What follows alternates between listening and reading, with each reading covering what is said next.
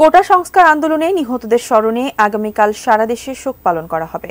মন্ত্রিসভার বৈঠক শেষে জানিয়েছেন মন্ত্রিপরিষদ সচিব। প্রধানমন্ত্রী শেখ হাসিনার সভাপতিত্বে সোমবার তার কার্যালয়ে অনুষ্ঠিত মন্ত্রিসভার বৈঠকে এই সিদ্ধান্ত নেওয়া হয়। বৈঠক শেষে সচিবালয়ে অনুষ্ঠিত ব্রিফিংয়ে মন্ত্রিপরিষদ সচিব মাহবুব হোসেন জানান, কোটা সংস্কার আন্দোলনে নিহতদের স্মরণে শোক প্রস্তাব গ্রহণ করেছে মন্ত্রিসভা। আগামীকাল শোক পালনের সময় দোয়া মাহফিল ও কালো ব্যাজ ধারণের নির্দেশ দেওয়া হয়েছে।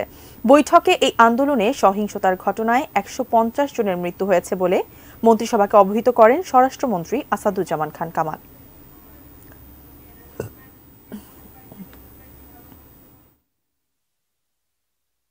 কোটা আন্দোলন নিয়ে যারা হতাহত ঘটনায় যারা নিহত হয়েছেন তাদের জন্য একটি শোক প্রস্তাব গ্রহণ করেছেন।